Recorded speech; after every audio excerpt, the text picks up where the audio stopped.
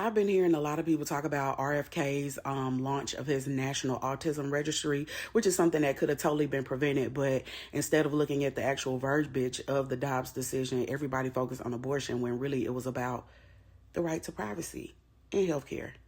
Story for another day. But a lot of people are saying this is a PR stunt because people will stop getting their kids tested. People will stop getting tested for autism, and the numbers will go down, and the Trump administration can claim this as a win. And while that is very minuscule, that's surface level, I want us to dig a little deeper because it's more than that, and history tells us that. Now, I always say there's one thing that America loves the most, and it's not freedom, it's slavery. And they have been, for hundreds of years, trying to get back to that hole any way that they could, by hook or crook. And they found other ways throughout the years. And one of those ways is through locking people up via the mental institution, which disproportionately affected Black people, ironically enough. Yeah, they claim that these people were mentally unstable, but stable enough to do unpaid labor. Now, this says Louisiana, but this practice happened across the South.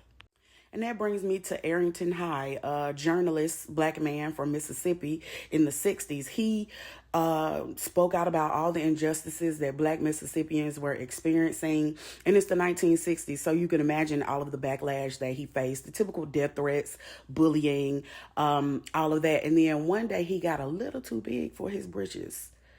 And he wrote a story about how all of these prominent segregationists in Mississippi, these powerful white men who were segregation now, segregation forever, would they be down to the Black brothel? Yeah, diving in Black poon.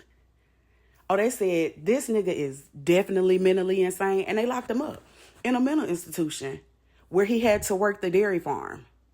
Yeah, but he escaped. He got up early one morning to go milk the cows, went off to the path. It was 4 cars waiting for him. Each car had a white man in it, and there was another Black man.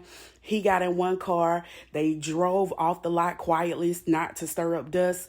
They drove all the way to the Mississippi line. They wouldn't even cross into Alabama with those Mississippi tags because they knew they would be looked for.